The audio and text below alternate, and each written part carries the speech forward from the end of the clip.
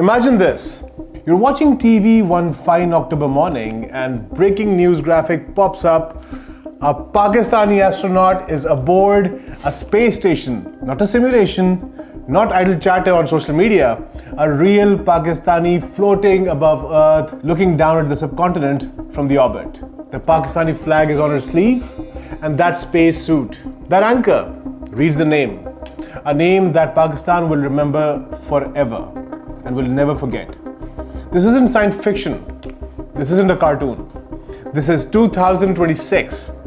Pakistan has signed an agreement to send its first astronaut to China's Tiangong space station, potentially becoming the first foreign visitor and the first from the Muslim world on that orbital outpost. It's an emotional, historic moment, but it's also strategic. So today, we're looking straight up, beyond borders, beyond airspace, beyond land, sea, and the blue waters, and into orbit. Because today, space is not just a novelty. It is a domain of power, one that shapes war, peace, intelligence, and survival. And as Pakistan reaches the stars, it is also defining the front lines of modern conflict. Welcome to Radar Mode on Pakistan Connect. My name is Qasim, and today let's go into space.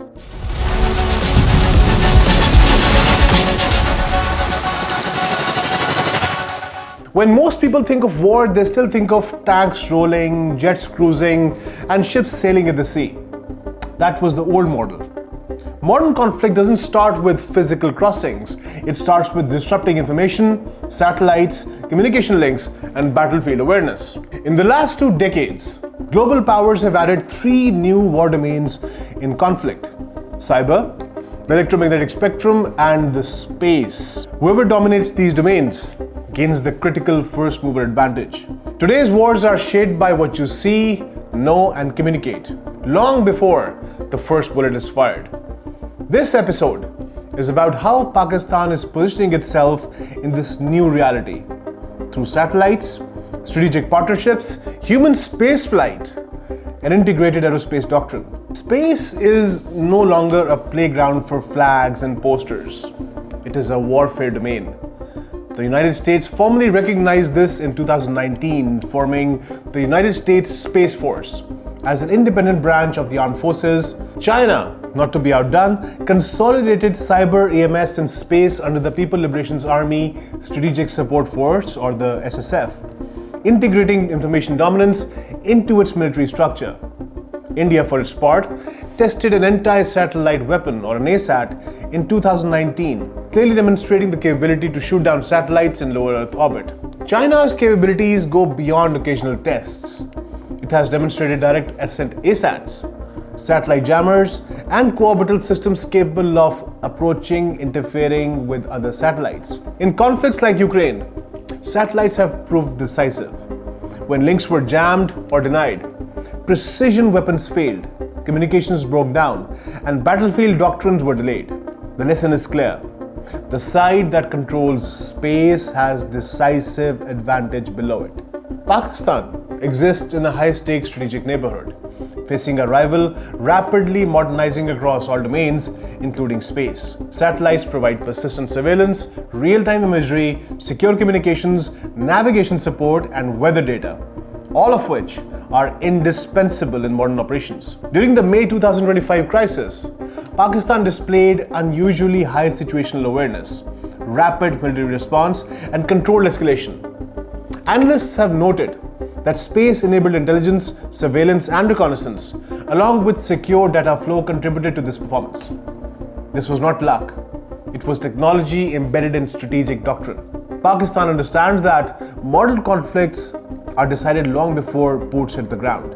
Information dominance and battlefield visibility are as critical as conventional firepower. Something that most Pakistanis do not know is that Pakistan was amongst the first of the nations who ever thought about going to space. Pakistan's space journey began in 1961 with the establishment of the Space and Upper Atmosphere Research Commission, popularly known as SUPARCO, long before many regional rivals had ever even considered national space agencies. The creation of SUPARCO was driven by the visionary Pakistan theoretical physicist Dr. Abdul Salam, who later won the 1979 Nobel Prize in Physics and is widely regarded as the intellectual architect of modern Pakistani science. Dr. Salam's leadership helped give the fledgling space program credibility and direction at a time when space exploration was still confined to the United States or the Soviet Union. Early on, pioneers like Dr. Tariq Mustafa laid technological foundations by establishing Pakistan's first rocket range at Somiani and launching the Rehbar series of sounding rockets. These rockets were there to acquire basic weather data and explore the atmospheric layers. Collaborating with scientists from NASA in the United States and France to build solid fuel rockets, these experiments were not mere demonstrations. They were the first practical steps towards understanding atmospheric physics and propulsion systems critical to space science. Another towering figure in Pakistan's space narrative is Air Commodore Vladislav Turquist, a polished Pakistani aeronautical engineer, also one of the pioneers of Pakistan Air Force. They played an instrumental role in early atmospheric work and served as SUPARCO's administrator from 1967 to 1970. His expertise helped shape Pakistan's early rocketry and aerospace engineering efforts at a time when such disciplines were nascent in the developing world. In later decades, scientists such as Dr. Salim Mahmood, a rocket scientist and former SUPARCO chairman, advanced Pakistan's space technology and satellite systems, bringing his experience from international research and contributing to both space and missile development work. Dr. Abdul Majid, another prominent physicist and leader within SUPARCO, supervised critical satellite development efforts that led to Pakistan's first satellite in the lower Earth orbit, including the Badr 1 and Badr B missions. These scientists and engineers did more than run an agency. They built Pakistan's indigenous space expertise when the concept of a space program was still brand new for developing nations. Their work, from establishing rocket ranges and rocket propulsion research to designing satellites, laid the technical foundation for decades of activity that continues till today. Today, SUPARCO's technical facilities span across Pakistan, from Islamabad to Karachi, Lahore, Multan, Quetta, Peshawar and Gilgit, with state-of-the-art labs for satellite manufacturing, space sciences, technology research and applications. The agency conducts Earth observation missions, environmental monitoring and space science research, including astronomical observation and space weather analysis, providing critical data for both development and security imperatives. SUPARCO's satellites serve both civilian and military needs. On the civilian side, they support disaster response, flood monitoring, agricultural planning, urban development, and climate observation. In a country prone to natural disasters, this data saves lives and resources. On the strategic side, the same satellites feed border surveillance, terrain mapping, infrastructure monitoring, and battle space awareness. This dual-use nature mirrors advanced space powers. Civilian capability integrated seamlessly into national security. Sovereign control of data is critical. When foreign systems are restricted or denied during crises, national command relies on its own satellites. Pakistan has ensured that critical information remains under domestic control. Pakistan's strategic choice has been clear: maximize utility, minimize risk. India's Polar Satellite Launch Vehicle, or the PSLV program, once a reliable workhorse, has faced sudden recent setbacks. On May 18, 2025, PSLV C-61 failed due to a third stage anomaly, causing the loss of the EOS-09 Earth observation satellite.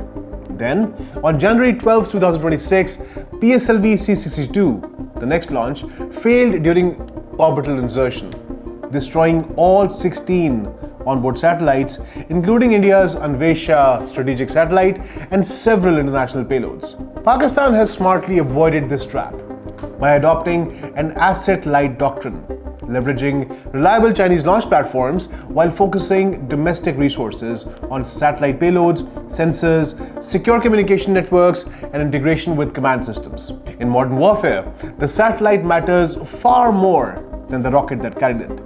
As one senior planner said, launch vehicles get you to orbit. Satellites decide what you can do once you're there. And wars are never won by reaching orbit, only by controlling information after you arrive. Pakistan's collaboration with China now extends into human spaceflight. In February 2025, SUPARCO signed an agreement with the China Manned Space Engineering Office, the CMSCO, to send Pakistani astronauts to the Tiangong space station, a 3-module habitat orbiting Earth at 400 kilometers. The agreement outlines a multi-phase selection process with merit-based criteria including advanced academic qualifications and physical readiness. The training is scheduled for 2025 to 2026, and the manned mission is planned for October this year, with a 1-week stay aboard the CSS. Over 300 scientific experiments from Pakistani researchers have been shortlisted for this mission, spanning biology, applied physics, aerospace, and microgravity studies, showing this is scientific, not just symbolic. China also plans to include a Pakistani astronaut on regular missions to the Tiangong in the coming years, potentially marking them the first foreign crew member on a Chinese space station. 2 candidates will train rigorously, and 1 will fly as a payload specialist, operating over 300 shortlisted experiments from universities and research institutes across Pakistan. These experiments cover biomedical studies, materials under microgravity, fluid dynamics, space radiation, ecology, and Earth observation calibration, all with civil-military dual-use value. This mission is expected in October 2026, launching via Shenzhou spacecraft on Long March 2F rocket. From Hikwan Satellite Launch Center, Pakistan gains human spaceflight experience, scientific payload management, and strategic knowledge, ensuring it is a part of the future space-based battle space. The story of Pakistan's space exploration cannot be complete without the NASTP, the National Aerospace Science and Technology Park.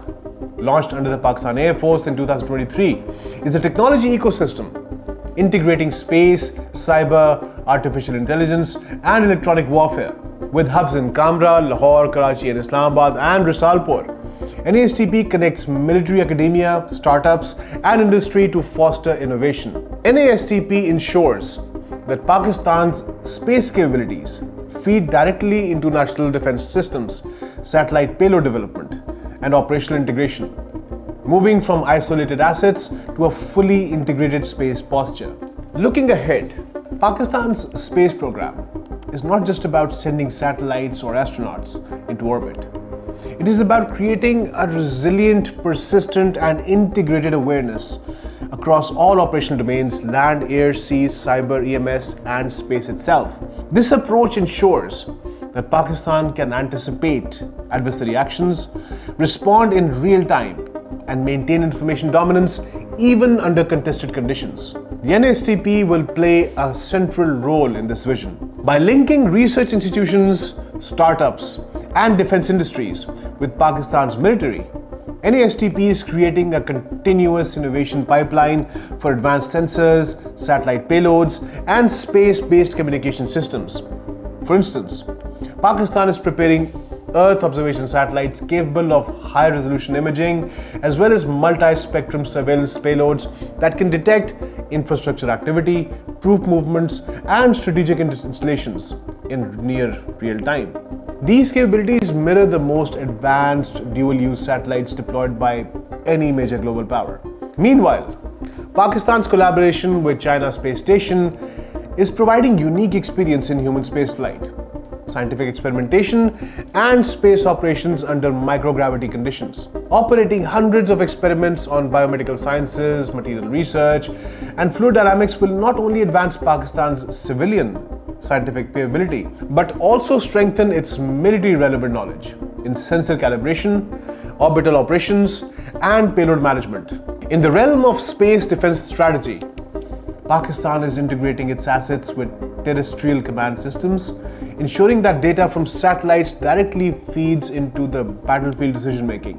The lessons from May 2025, where timely intelligence and rapid decision-making were critical, illustrate the importance of having fully sovereign, resilient, and integrated space capabilities.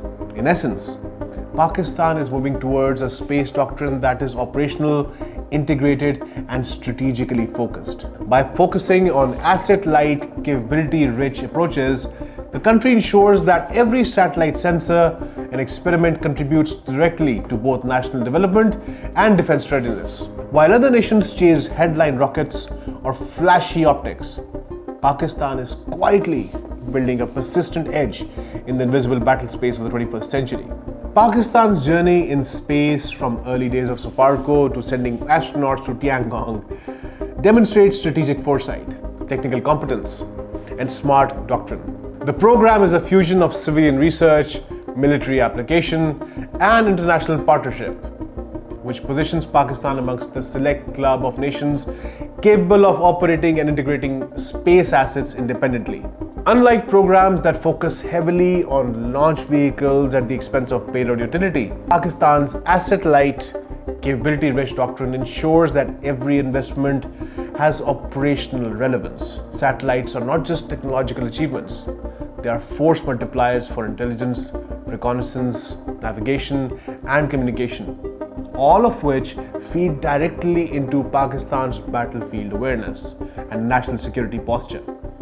The combination of indigenous technical expertise, notable scientists' contributions, and partnerships like the Tiangong mission establishes Pakistan as a mature player in space-enabled defense and scientific research. SUPARCO's dual-use satellites, NASTP's innovation ecosystem, and human spaceflight capability together create a cohesive national space architecture capable of supporting both civilian development and strategic deterrence. Pakistan's space posture also serves as a signal to regional and global actors. Space is no longer optional for national security, and countries that ignore it risk strategic irrelevance. By controlling its own satellites, training astronauts, and integrating space into command and control networks, Pakistan ensures it is ready for the 21st century battle space, where success will be determined not only by firepower, but by information superiority, technological foresight, and the ability to operate in all 6 domains simultaneously. In short, Pakistan is not merely participating in the space race, it is shaping how space will define national security, development, and strategic advantage for decades to come. The next wars will not be fought only on land, air, and sea. They will be won by those who control the skies above, the networks between, and the awareness of what happens below. That's all for today's episode of Radar Mode on Pakistan Connect. If this episode changed how you view Pakistan's space journey or our defense posture, please like the video, share it with your friends, and comment on which part excited you the most. Satellites, Pakistani astronauts in the space, Pakistani astronauts in the Chinese space station, or the defense strategy. Don't forget to subscribe for more deep dives into defense, geopolitics, and space power. And like you, I will be eagerly waiting for October to see a Pakistani flag upon the Chinese space station. Till next week, keep looking up, keep thinking ahead, and keep your radar mode on.